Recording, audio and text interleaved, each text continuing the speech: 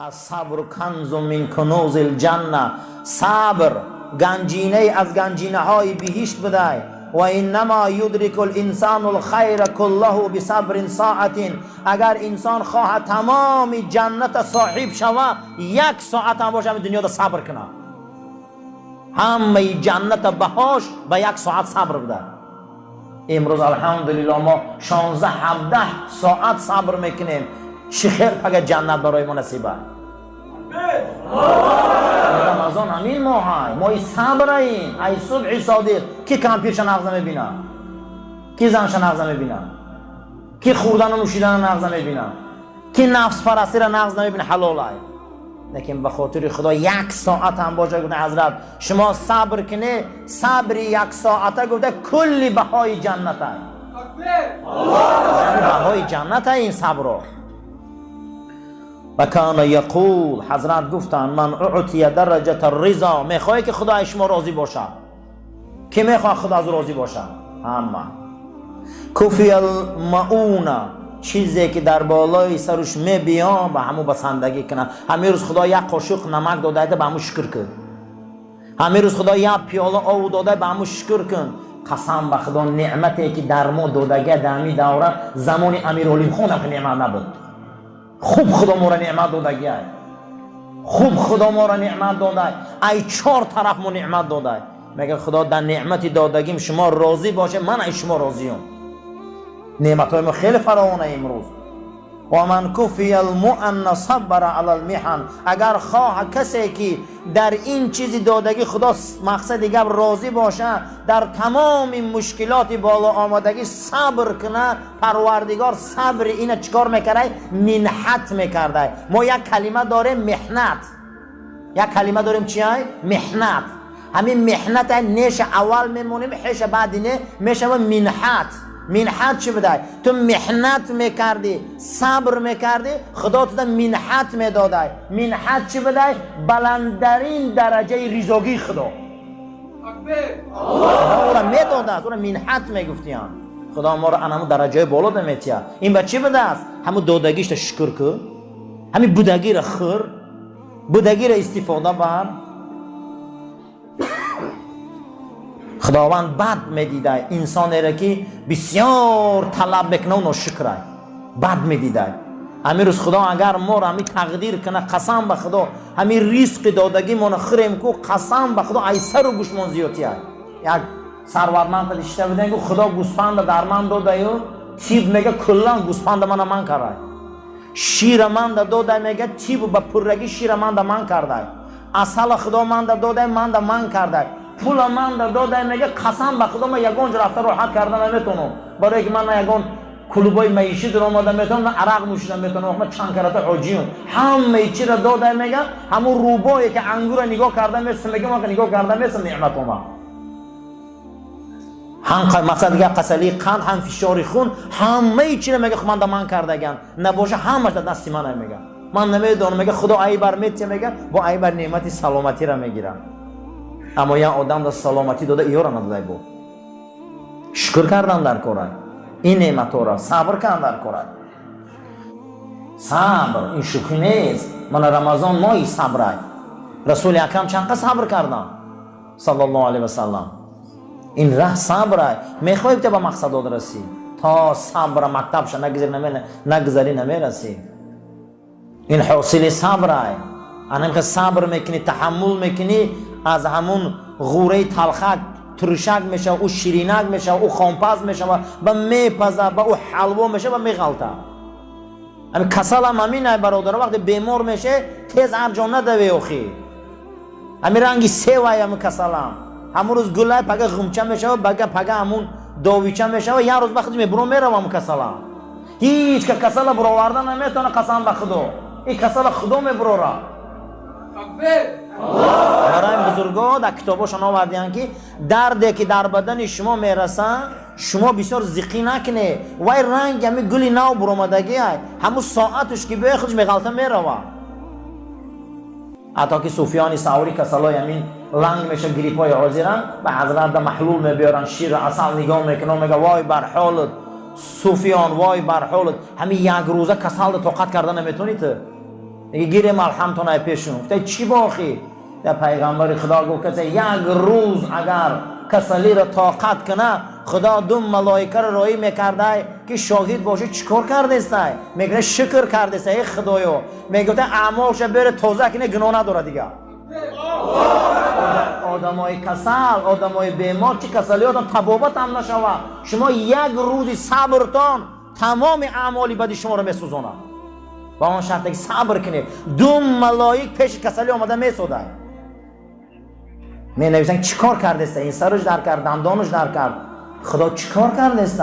به حق راضیه. میگفته تقدیرش. میگفته اعمالش گیره من شاهدیت توزش کنه چی نمونه. پیغمبر خدا وقتی بالای کسلی ها می آمدن میگفتن که جناب پیغمبر طهرک الله، ای خدا توزت کرده است. همین وقتی که آدم کسل میشده پیغمبر میگفته خدا توزت کرده است. الحمدلله توزه میشده آدم با کسلی. در یک روایت دیگر جناب پیغمبر گفتن من مات مریضا مات شهیدا، کسی به کسلی امتی من ای دنیا گذره امتی من شهید میمره. هر یک چیز برادرها میدانم صبر و از بینن من بعد میبینیم بسیار مشکله، لیکن به حد میوه این کلام بده، به حد میوه این کلام بده است. و کان یقول، حضرت گفت است که فرهنگ صحابه چگونه بود، فرهنگ زمانی ما چگونه بود. اکنون با درباره حدیث های مغفرت صحبت میکنیم. از عباده ابن صامت صحابه رسول اکرم روایت بوده است من تعار من اللیل، کسی شب فرا میرسه شب در میابه، بعد از فرا رسیدنی شب میگه لا اله الا الله وحده لا شریک له له الملک و له الحمد و هو علی کل شیء قدیر. بعد از این دعا را میگه الحمدلله و سبحان الله و لا اله الا الله والله اکبر ولا حول ولا قوة الا بالله العلی العظیم. بعد از او میگه اللهم اغفر لی، خدای من بخش. او دعا میکنه خدا گفته استجیب له، هر دعاهاتان من قبول میکنم. آخر آیات های رمضان خدا میگه و اذا سألك عبادی عنی، بنده ها من میپرسن، بنده هم از من میپرسن فانی قریب، ایمان میبیام میگه ای دیلوشون هم نزدیکم قطیشون، من میبیام میگه پیشون اجیبو دعوت داع، من قبول میکنم دعا کننده ها را دعاشا. اجیبو دعوت داع اذا دعان، وقتی او گریه میکنن خواهیش میکنن از من میپرسن. 16 جا در سوره آل عمران خدا ربنا ربنا ربنا میبیاره و میگه در آخرش که اینی لا اضیع، من بیکار نمیکنم، من عمل عملا من ذکر و الانثى، اون مرد زن عمل میکنه کو من هیچ عمل بیکار نمیکنم، همه عملاشون مکافاتشون میتیم.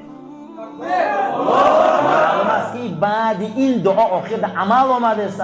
قسم بخدای عملای قرآن گوش کنی را پگه میگیریم، این اعتکافا را پگه والله میگیره. یگان چیز در نزد خدا پشیمان نیست. صاحب تفسیر کنز میگه که مزدی کاری نیکان ضایع نباشد نزد حق، لا یضیع الله فی دارین اجر المحسنین. آدمای نکوکار در راه الله قسم به نام خدا مزد و مکافاتشون میگیرن، با نام اونها در تاریخ مهر میشود. انسان های بود، کوچه ها به نامشان بود، در پلا صورت هاشان بود، هیکلا بود، این بود وی بود، اما بین 100 ساله در نیست شد. اما حضرت ابراهیم 10,000 ساله نامش میمونه، 1400 ساله از آن محمدی میمونه، 1400 ساله ابوبکر صدیق نامش میمونه. کسی در نزد خدا یک چی دو دمو را میگیره پگه کنی یک از حج بین بره. 10,000 سال پیش ابراهیم خلیل الرحمن میبیا این خانه را بنیاد میکنه، اما در 100 ساله امپراتورها نسیده رفتن، نه اسکندر نام مونده، نه چنگیز، نه دیگرش، اما نامی ابراهیم در دنیا میمونه. بعد این نمازامون تا صلوات بر ابراهیم نفرستیم نمازا کامل نمیشود. بیا کاری خدا را کنیم، یه روز هم باشه کاری خدا را کنیم. بعد از اون میگه خدا میگه قبول میکنم. بعد این دعا فان توضع، اگر با خضر غسل گیره 2 رکعت نماز خانه نماز هم قبول بوده. کسی که بعد این دعاها چی نماز میخونده خدا میگه قبولش کردم. رسول اکرم صلی الله علیه و سلم در روایت بخاری در روایت طبرانی آوردگی بوده است که هر کسی که شب میشه و میگه بسم الله 10 بار، سبحان الله 10 بار، آمنت بالله 10 بار، کافر و طاغوت ابلیس و بت‌ها 10 بار، خداوند میگفته است که در این از گناههای کردم خدایا من شرمنده ام. خدا میگفته اگر دوباره گناه در دست نزنه نو ای مادر به دنیا آمده. برای همین این دعاها را کنیم بعد شب در آمدن. راضی شوید از آن قسمت و نصیبه که خدا در شما از رزق و روزی داده. شما اگر راضی باشه خدا شما را بای میکرده.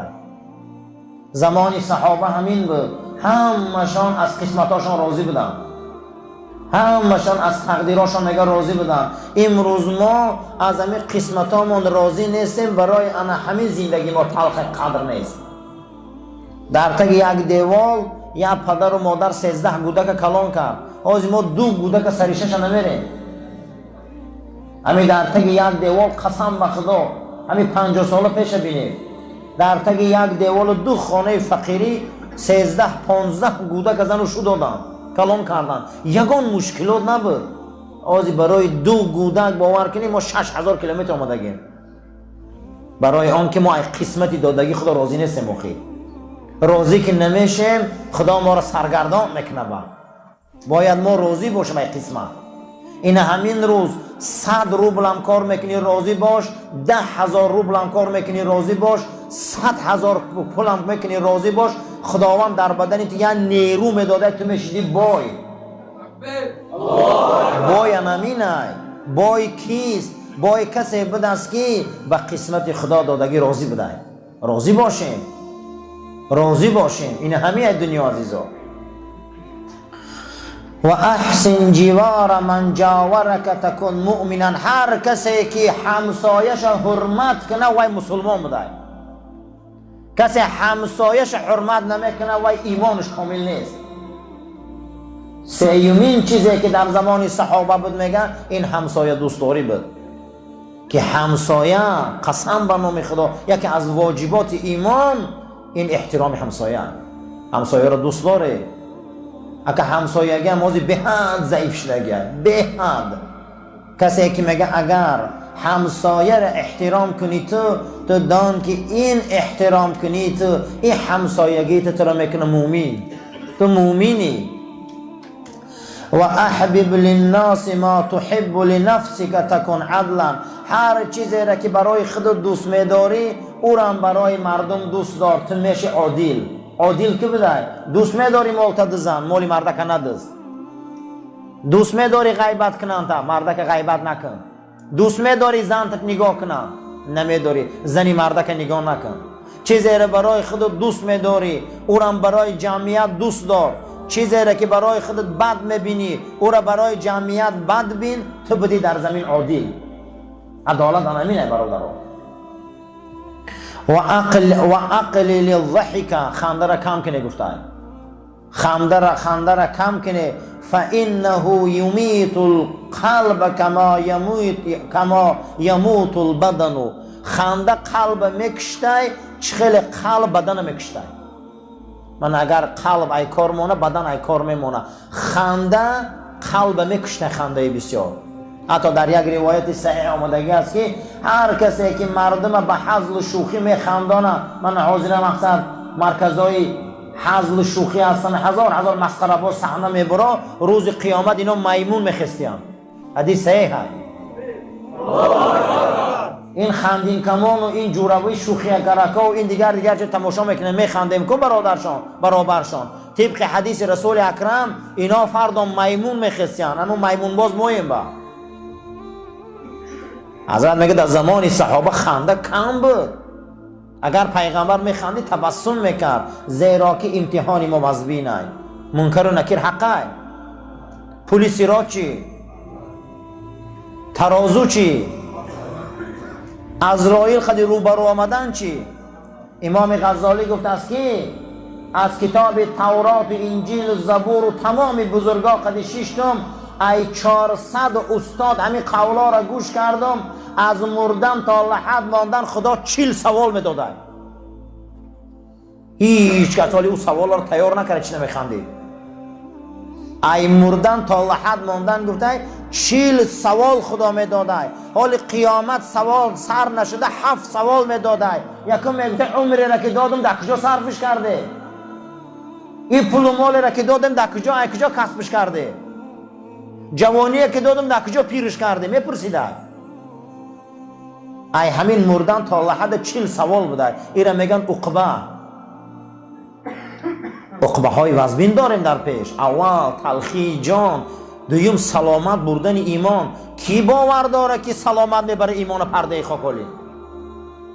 در زمان حضرت عمر رضی الله تعالی عنه یک مسیحی بود، میگم از عربای بنی لخم بود، بعد اساسا شاه میشود. عربای بنی منذیر شاه میشود در عراق، بسیار شای کلان میشود. با موسم حج بوده، میبینه که پای یک اعرابی را میجقه، پاش یک اعرابی میجقه، یا بادیه نشین. غرورش بلند، دیگر یک مش در دهن همون انسان فقیر میزنه، پا ما جقه. دیگه گفته خیلی شاه لبا میکفه، باید میشینه به خانه خدا علمش میکنه، میگه این زمان عدالت های، زمان عمر های.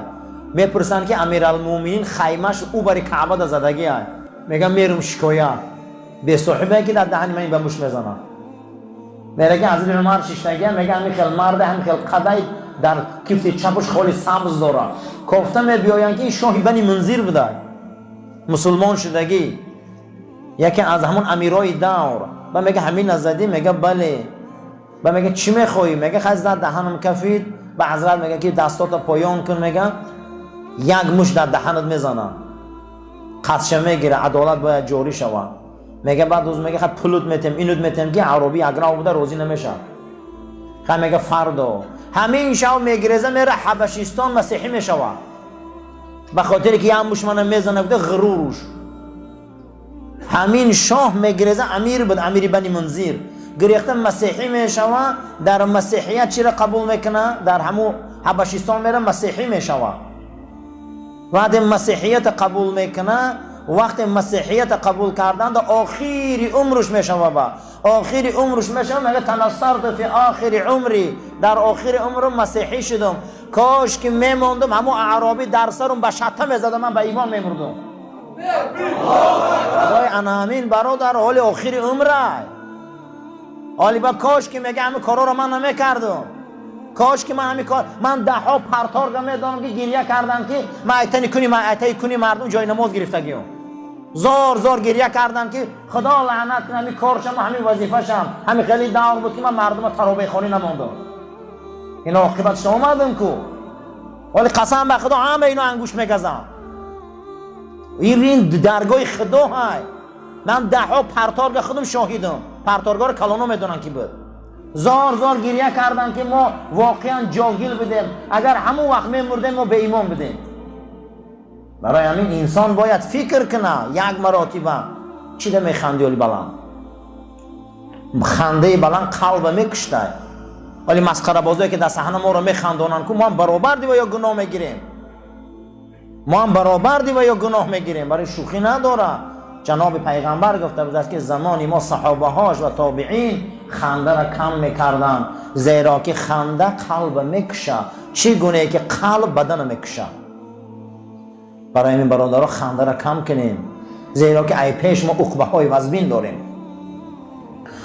و کان یقول، حضرت گفتن ایها الناس، ای مردم، انکم لا تنالون ما تحبون الا بترک ما تشتهون. ای مردم، شما هیچی را صاحب نمیشه، او آرزو و حواساتان صاحب نمیشه تا شهوت و کیف و صفا و افلاسی را بس نکنی.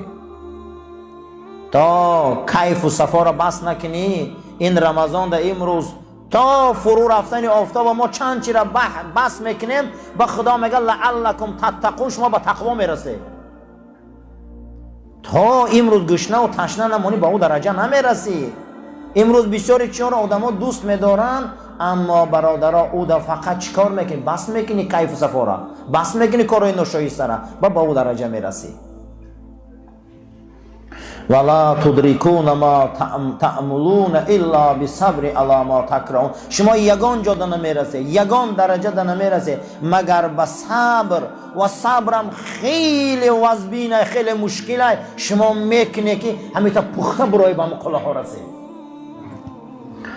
طبق سلسله بحثامون و بحث مناظره هایی که هر شب رمضان ما با شما داریم، با عنایت و رحمت خدا از کتاب حضرت حسن بصری و در زمان پیغمبر چرا قدر قیمت بلند بود، در زمان تابعین چرا قدر قیمت بلند بود بین مسلمان ها، و امروز قدر قیمت منزلت در بین ما خیلی ضعیف شده گیه. سبباش هم بیاره که سبباش چی بود. دیگر از سببهای قدر قیمت در زمان رسول اکرم و در زمان تابعین چی گونه بود. ای ابن آدم، فرزند آدم، زمان من فرهنگش، زمان من اخلاقش، زمان من تمیزش این بود: عف عن محارم الله تکن عابدا. عفت پیشه کن، دامن تا بالا کن از حرام های خدا، و خداوند تو را عبادت کننده می نویسم. عبادت کننده کی بوده؟ کسی که از حرام خدا دامنش بالا میکنه. آدم لوی دایره بیاید، از دایره گذشتن چیکار میکنه؟ وقتی که دریا باشه پاچه‌اش چیکار میکنه؟ معنی عفت چی بوده؟ آدم باید دامنش بالا کنه که تر نشود. من آب لای آب غژ وقتی آدم میگذره، اگر بروکش بالا نکنه قدی دامنش چی میشه؟ دم آب لای تر میشود. عرب نامی همین عفت میگفته، خمان پاکی میگیم. کسی که از حرام خدا عفت پیشه میکرده، دامنش بالا میکرده، و انسان عابد نزد خدا عبادت کننده همین بوده. کی عبادت کننده؟ کسی از حرام خدا دامن میبرداره. زمان صحابه و تابعین هم خیلی بوده. عفت پیشه کنه. عفت برای مرد و زن این واجبات ایمان است. این خیلی گمان نکنه که فقط عفت برای زنکا است. برای ما هم واجبه، برای زنک هم واجبه. قسم به خدا کسی عفت نداره و عبادت کننده نیست. معنی عفت چی بوده؟ دامناتون بالا کنه از حرام خدا و رسول. پروردگار ما را برای راست هدایت کن. این شبا را برای ما مبارک گردان. از آفت بلا کلفت ما را نگهبان باش. عاقبت کاری ما را به خیر گردان. این جمعیت ما را ایمانشان کامل، مشکلاتشان آسان، از آفت و بلاها نگهبانشان باش. اهل و عیال ما را برای راست هدایت کن. فرمان برداری و توفیق در اهل عیال ما نصیب گردان. ما را محتاج ناکس و نااصل نگردان. پروردگار قرآن حاکم دنیا گردان، سنت نظام دنیا گردان. نام رسول اکرم صلی الله علیه و سلم در تمام دنیا پرچمش بلند گردان. دشمنای اسلام لایق هدایت باشن، هدایتشان کن. لایق هدایت نباشن، سرنگونشان ساز. اللهم ربنا آتنا فی دنیا حسنة و فی الاخرة حسنة و قنا عذاب النار. آمین یا رب العالمین. و عنایت و یاردم خدا من ای 604 صحیفه قرآن، من همگی 98 صحیفه دیگه مون. هیچ من قرآنم خلاص میشه استاد که 98 صحیفه دیگه 4 بگرد تمام میشه. من ان شاء الله که همش خدا ثواب نویسم. صفاتون راست گیری.